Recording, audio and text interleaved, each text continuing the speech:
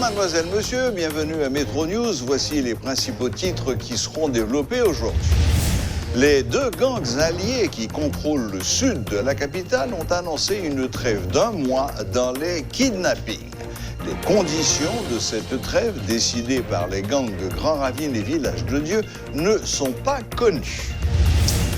Le colonel Himmler Rébu explique la trêve de 1 mois ou 2 mois annoncée par les gangs de Grand Ravine et Village de Dieu par un accord avec le gouvernement dans l'optique du référendum. Un incendie a ravagé dans la nuit de dimanche à lundi une partie de l'école Jean-Marie Guilloux. Contrairement aux informations qui circulent sur les réseaux sociaux, l'établissement n'a pas été détruit totalement par les flammes.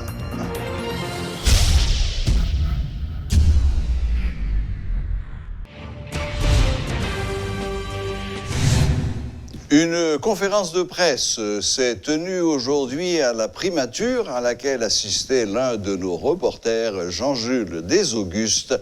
Suivez son compte-rendu. Nous sommes en direct depuis la résidence officielle du Premier ministre AI, le docteur Claude Joseph, qui vient de présider un conseil supérieur de la police nationale spéciale.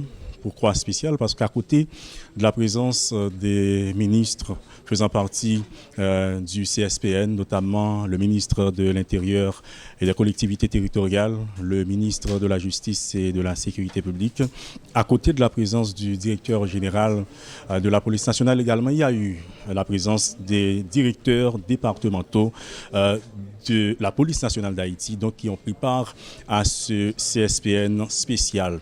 Au cours de ce CSPN spécial, deux sujets ont été sur la table. C'est d'abord le référendum constitutionnel et les élections. Il était question de voir la possibilité de sécuriser les centres de vote pour d'abord le référendum constitutionnel, ensuite pour les élections prévues pour cette année. Évidemment, selon le Premier ministre AI, Claude Joseph, il dit être optimiste quant à la réalisation, mais aussi et surtout quant à la réussite de ce que le président de la République et lui, le Premier ministre, appellent les deux plus grands chantiers du gouvernement. C'est référendum constitutionnel là, avec élection. Vous connaissez que nous pas qu'à engager nous et réaliser deux chantiers ça sans support police nationale. Donc c'était un plaisir pour nous de ouais dans quel niveau police nationale là les motiver pour nous engager nous sur deux chantiers ça et pour nous réaliser pour nous permettre que population yo même dit oui ou non d'abord à référendum là pour nous une nouvelle constitution et ensuite pour nous organiser le premier tour et élection législative et présidentielle et ensuite deuxième tour. Donc nous t'es ensemble débattre question sécuritaire. Nous t'ai gardé centre de vote centre de vote qui passe de centre de vote à risque, donc centre de vote qui dans zone verte. Nous t'ai gardé centre de vote qui dans des zones et probablement qui a un petit problème, mais certainement que la police nationale là a sécurisé centre de vote dans zone jaune et nous avons gardé centre de vote qui gagne un risque sur eux qui particulièrement dans sa nouvelle zone rouge. Fort heureusement, police nationale là avec conseil électoral provisoire là, il y a travail pour yo sécuriser tout centre de vote pour permettre mon yo exprimer yo librement dans deux élections ça yo, dans deux scrutins ça yo. Scrutin ça nous capable le référendum constitutionnel là et élection yo. Moi très optimiste comme Premier ministre AI sur deux chantiers ça yo. Moi très certain que population yo a gagné une opportunité en toute sécurité pour yo exprimer. C'est ça que fait me font appel à tout le monde dans tout département yo quitter débat au fait. Convaincre moun yo soit pour voter oui dans référendum là ou bien voter non. pas craser débat ou bien pas un petit téléphone dans main smartphone ou camper dehors fin faire bruit et pour poster sur tous les réseaux sociaux comme quoi que pas rien qu'a fait là l'écraser dans référendum dans craser dans tout département ou bien initiative là craser dans tout département. Donc en nous plus tolérant une à l'autre parce que son exercice démocratique pas oublier c'est pas un décret qui prend pour yo gagner une nouvelle constitution parce que le tape illégal. C'est un référendum qui pourra le faire pour nous doter pays de une nouvelle constitution. C'est pas une modification pour le fait de constitution qui est là. C'est une nouvelle constitution. Donc il est important pour nous permettre mon yo participer dans des débats pour nous permettre mon yo à voter. Si c'est non qui vote, ça le dit tout simplement peuple là pas voulons l'autre constitution à travers le référendum là. Si c'est oui, ça le dit peuple là, ils veulent l'autre constitution à travers le référendum là. Qui donc ça pour nous permettre mon yo faire c'est voter. À côté de cette annonce faite de ce plan de sécurité intégré national, si vous voulez, qui prend en compte tous les départements géographiques du pays en matière de sécurité, le Premier ministre en fait appel aux membres de l'opposition générale pour venir autour de la table pour discuter, dans le but de trouver un consensus pour permettre, si vous voulez, la réalisation de ces deux grands chantiers. D'abord, le référendum constitutionnel et les élections. Il rappelle qu'il est un Premier ministre AI. Il est là pour uniquement 30 jours. Il lui reste 4 jours à passer à la tête du gouvernement comme Premier ministre AI également. Il rappelle qu'il n'est pas ce Premier ministre définitif. Il faut que les membres de l'opposition acceptent de s'asseoir autour de la table, pourquoi pas rencontrer le président de la République pour pouvoir trouver un consensus large devant faciliter la réalisation du référendum constitutionnel et les élections donc programmées par le pouvoir en place. Rappelons que malgré tout, beaucoup d'acteurs, que ce soit à l'échelle nationale ou à l'échelle internationale, se prononcent contre le référendum constitutionnel, même s'il y en a qui font peut-être des déclarations sur les élections, qui demandent les élections. Évidemment, nous voulons parler des États-Unis qui disent n'être pas pour le référendum constitutionnel quelque part, mais qui se prononcent en faveur des élections donc générales pour le pays. Voilà en gros ce qui faisait partie de ce CSPN spécial présidé par le Premier ministre AI Claude Joseph qui vient de donner ce point de presse pour faire, si vous voulez, le bilan de cette rencontre spéciale qui s'articule autour de la sécurité globale du pays, mais notamment de la sécurité du référendum constitutionnel et des joutes électorales.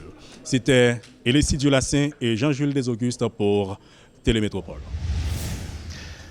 Les conditions de la trêve décidées par les gangs de Grand Ravine et Village de Dieu ne sont pas connues. Les deux gangs alliés qui contrôlent le sud de la capitale ont annoncé une trêve d'1 mois dans les kidnappings.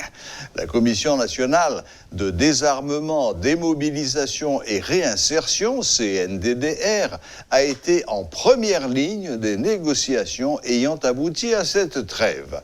Selon un membre de la CNDDR, les autorités haïtiennes se sont engagées à répondre aux revendications des chefs de gang.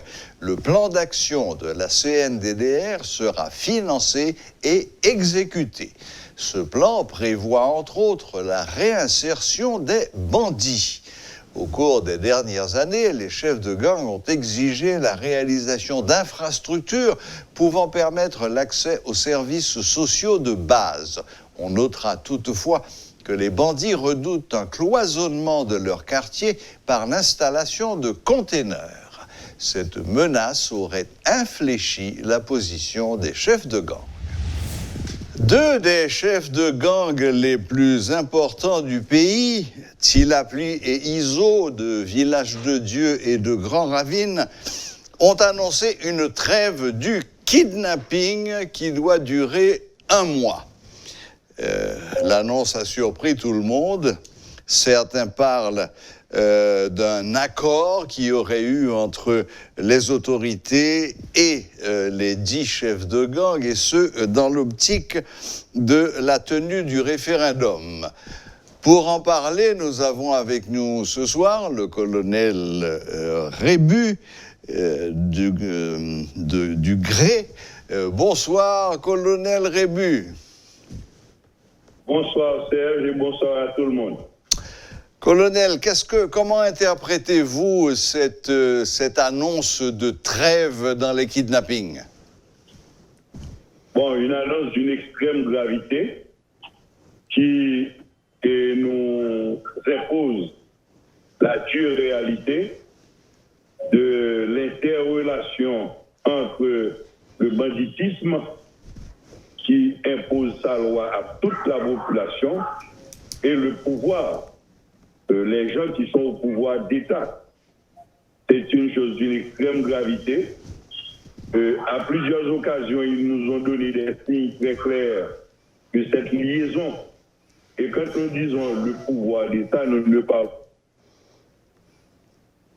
uniquement des agents de l'actuel gouvernement, car nous savons très bien que le banditisme en Haïti est une création des gens de l'exécutif, des gens qui étaient des parlementaires et très certainement d'une frange importante du secteur privé qui dispose d'une puissante milice personnelle pour la protection de leurs affaires.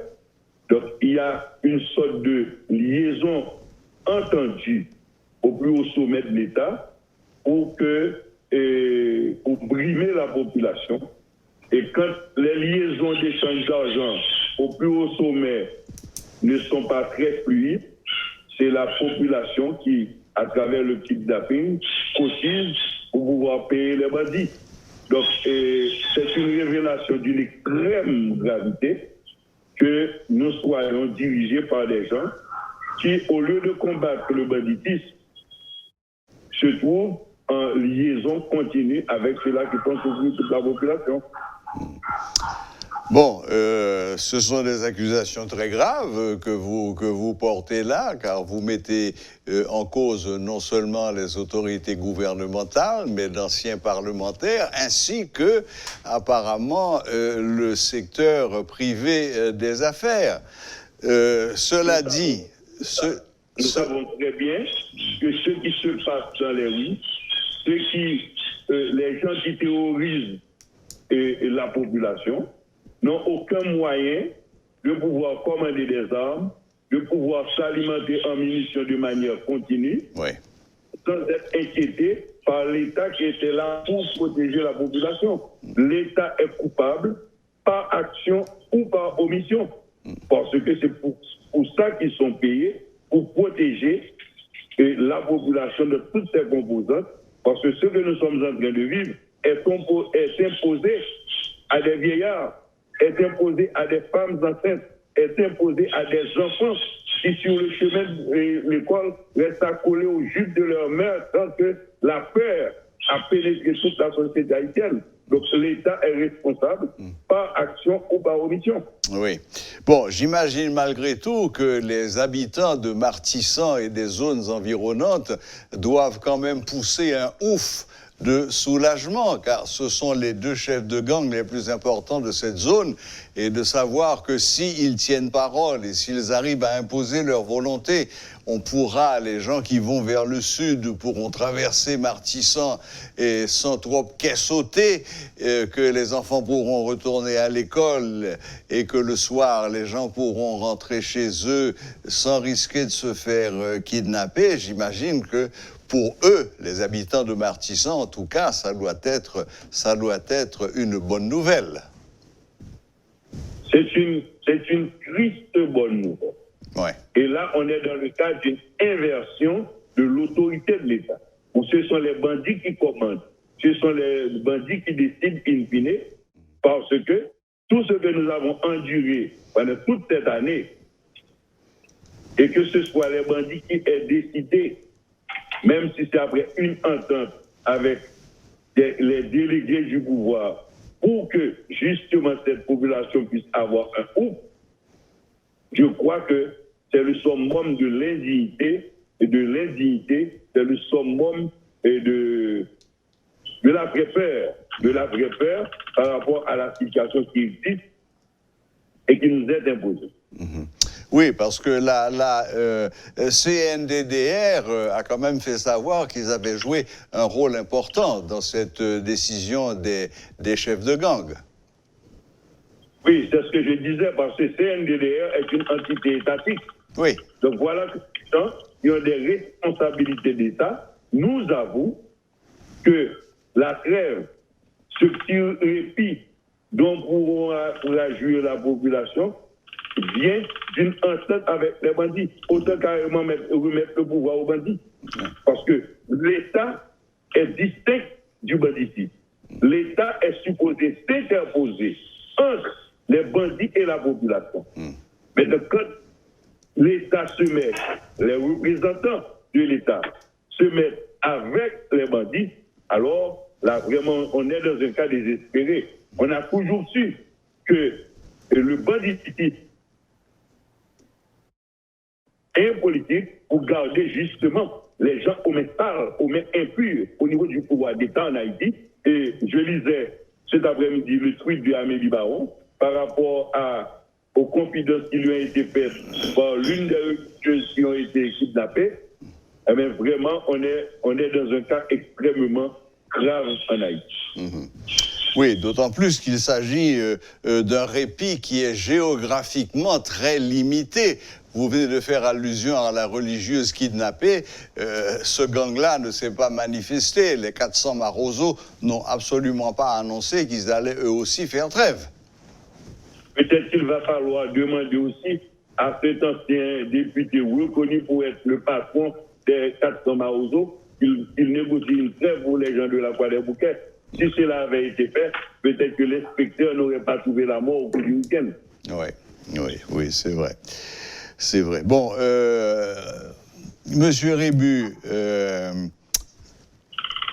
le gouvernement fait face à deux échéances majeures, qui sont d'ailleurs liées en principe l'une à l'autre. D'un côté, il y a le référendum constitutionnel et d'un autre côté, il y a l'organisation des élections générales. Apparemment, le sort du référendum semble avoir été réglé et tout porte à penser qu'il ne pourra pas être organisé. Est-ce que vous partagez cette opinion? Je crois, ce que je vais dire là est extrêmement important d'après moi. Le banditisme n'est pas seulement ce qui nous est imposé par les bandits dans les rues, même des fois à l'intérieur de nos maisons. Le banditisme est une manière de penser. Le seul fait de parler d'une probabilité de modification d'une nouvelle constitution telle que c'est implantée est une pure manifestation de l'esprit bandit. Comment est-ce qu'on peut s'imaginer dans une société qu'un président réunit 5 personnes et décide de leur donner le pouvoir de rédiger un texte constitutionnel qui va être imposé à toute une nation? C'est presque pas, c'est inimaginable. C'est le summum du banditisme par la pensée. Je comprendrais bien qu'on dise qu'on va faire un référendum pour demander à la population si elle est d'accord qu'on ait une nouvelle constitution.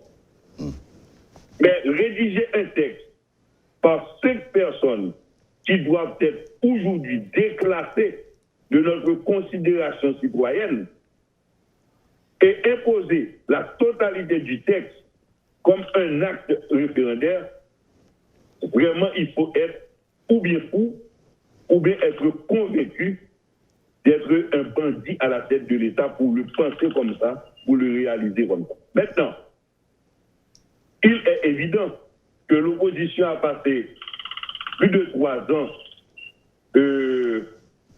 sans une stratégie fiable, avec des mouvements tactiques. Elle cherchait à renverser ou à forcer le président Jovenel Moïse à la démission. Ça s'était trompé.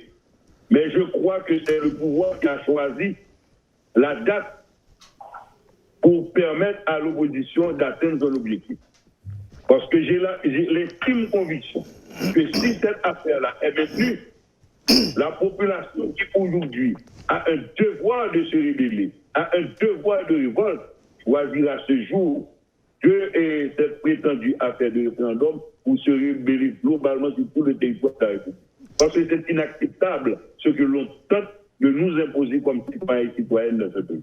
Bon, c'est apparemment le chemin que les choses sont en train de prendre, car on a signalé plusieurs cas où des délégués de ce fameux CEP ont été très mal reçus dans différentes villes de province. C'est la déclaration de la communauté internationale et qui a déclaré donc qu'elle n'allait pas financer ce référendum. C'est enfin la déclaration même des autorités gouvernementales qui commence à parler de sacrifice qui n'est pas trop grand pour le pays et même laisser entendre que le référendum pourrait être reporté. Non, ils doivent garder le référendum. Ils le faire. Et c'est ce qui nous fera voir si les citoyens haïtiens continuent d'exister, continuent d'être des êtres vivants et ont des sentiments et ont la capacité de s'indigner, d'imposer leur indignation à ces gens-là qui dirigent l'État dans les conditions qui nous sont imposées à tous, tant du point de vue économique que du point de vue moral. Parce qu'il n'existe pas un seul Haïtien, une seule Haïtienne qui ne vive aujourd'hui dans la peur absolue. Donc, si je vous ai bien compris, parce que ça a été légèrement coupé, vous souhaitez que le référendum ait lieu et que le non l'emporte? Non, je ne souhaite pas que le référendum ait lieu, que le non l'emporte ou pas. Je souhaite que les gouvernants persistent dans leur entreprise pour que l'on puisse voir s'il existe vraiment des Haïtiens et des Haïtiennes dans ce pays. Si nous n'allons pas nous rébeller, c'est une bonne occasion que le pouvoir offre à la population de se soulever comme une seule femme, comme un seul homme pour dire non à la totalité des misères qui nous sont imposées. Mais ce soulèvement se manifesterait de quelle manière? Ah, eh bien, il y a des manières qu'on a connues dans l'histoire d'Haïti. Il y a des manières qu'on a connues. Il y a les Duvaliers qui croyaient qu'ils étaient là ad vitam aeternam. Et la population, quand elle arrive à un degré de saturation inacceptable, elle sait comment réagir. Oui, en effet, mais ça a quand même duré presque 30 ans. Eh bien, oui, parce que justement, on nous a imposé de l'extérieur une forme de gouvernance. Oui. Avec des règles incorrectes, et nous en payons les conséquences. Et c'est pourquoi aujourd'hui, le problème actuel qui existe doit être résolu par les Haïtiennes et par les Haïtiens eux-mêmes. Je suis au regret de ne pas savoir aujourd'hui que l'opposition, de sa composition humaine, avec des faiblesses de compétences, comme le gouvernement, et du sens de l'État, ne nous ait point offert une situation très claire de substitution aux incapacités de ce pouvoir. Et c'est là, comme je l'avais fait le 31 juillet 2018, j'avais prévu qu'il arriverait un moment où, en Haïti, où d'autres citoyennes, d'autres situations et d'autres citoyens devraient se mettre debout pour donner la direction à suivre à la population. Je crois que ce moment-là est en train d'arriver. Parce qu'il est très clair que nous n'aurons pas de solution avec le pouvoir, car il nous a conduit là où il nous a conduit.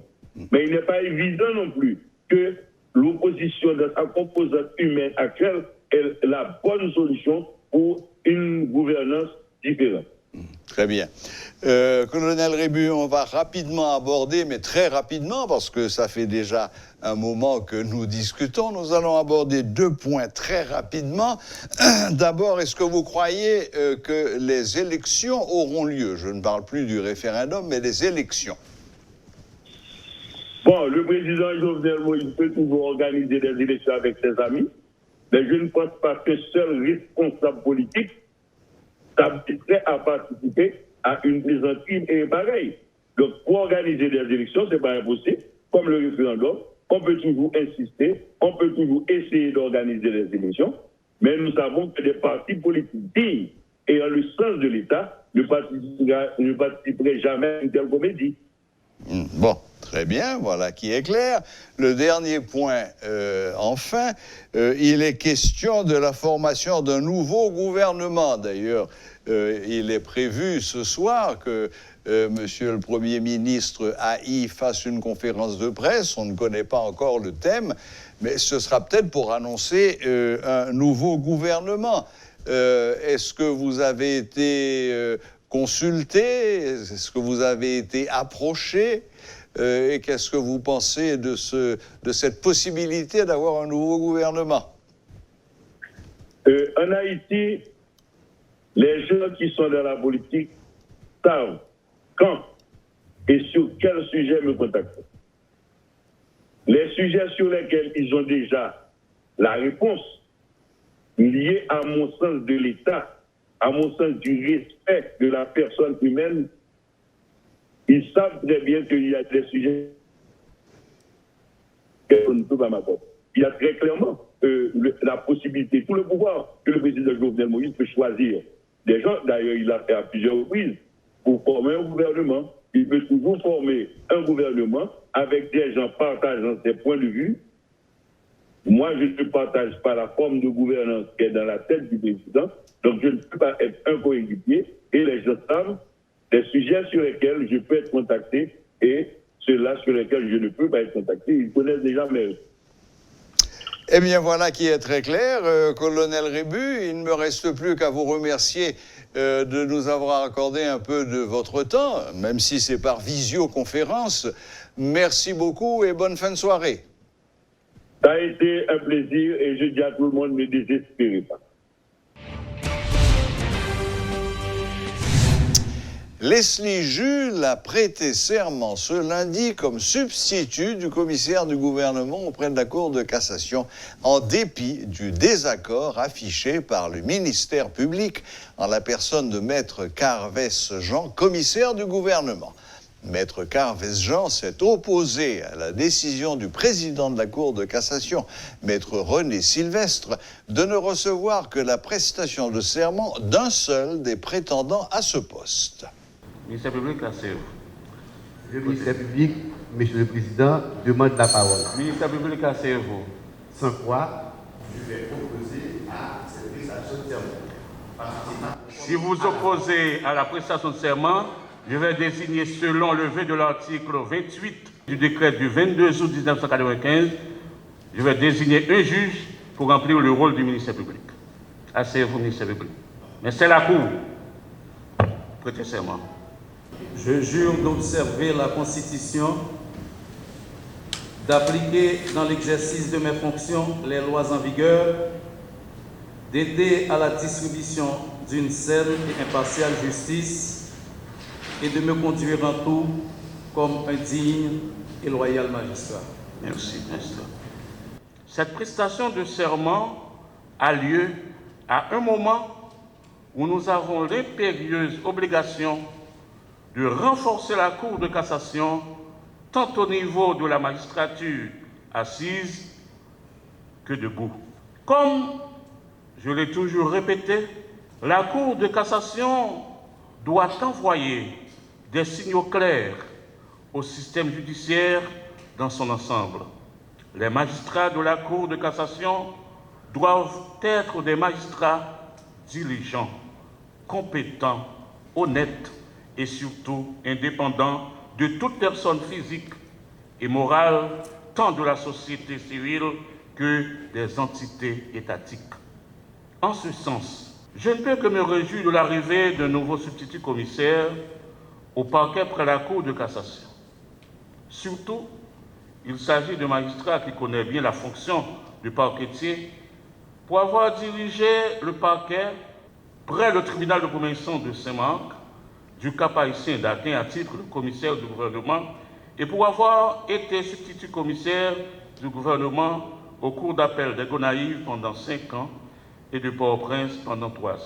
Magistrat Jules, vous êtes bien ému des différents problèmes auxquels la justice fait face aujourd'hui et qui demandent pour certains d'entre eux des solutions à court terme.